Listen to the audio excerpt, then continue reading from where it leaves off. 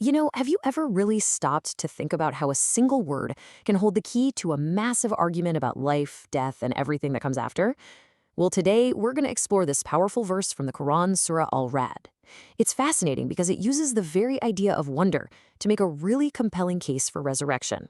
Let's see how it all works. So here it is. This is the verse right at the heart of our whole explainer. And you can notice the tension immediately, right? It starts by addressing the prophet, saying, "And if you are amazed," but then it completely flips it, pointing to the truly amazing thing, the statement from those who deny the afterlife. Their question, when we are dust, will we be in a new creation? That's the central challenge. And the rest of the argument is built specifically to answer it.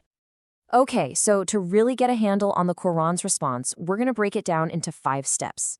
First, we're going to unpack that key Arabic term, Ajib. Then we'll see how it actually splits into 2 very different kinds of wonder. From there, we'll look at the primary proof that's used, which is the first creation. Then we'll zoom in on the specific objection of the deniers. And finally, we'll put it all together to see the sheer logic of divine power at play. All right, let's start with the concept that really unlocks this entire verse, the word Ajib. Honestly, grasping what this word means and how it's being used here is the first, and I'd say most critical step to understanding the whole argument.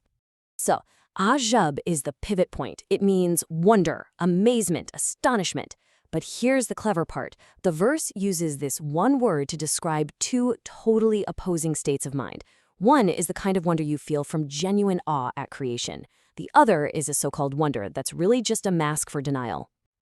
And that brings us right to the core tension in this verse, this idea of 2 kinds of wonder. Now, this isn't just clever wordplay. It's about 2 fundamentally different ways of seeing the world and the power that shapes it. So on one side, you have legitimate wonder. This is that feeling of awe you get when you look up at the stars or you think about the incredible complexity of life. It's a wonder that just naturally leads to faith. But then, on the other side, the verse points out an illegitimate wonder. And this isn't real awe at all. It's basically a statement of disbelief. It's the kind of amazement that says, no way, that's impossible. And in doing so, it questions the power of the Creator. So how does the text push back against this wonder of denial? What's interesting is it doesn't offer some new flashy miracle. Instead, it points back to the greatest miracle of all, one that's already happened, the first creation. The whole core of the Quranic argument is this really powerful rhetorical question. I mean, think about it for a second.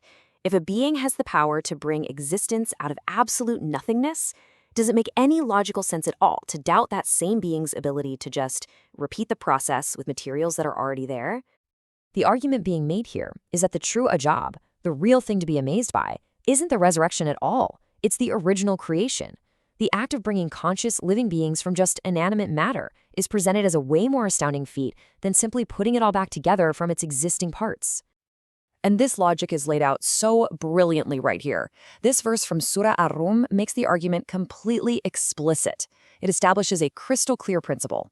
If a being can pull off the harder task, starting creation from scratch, then they can for sure accomplish the comparatively easier task of just repeating it.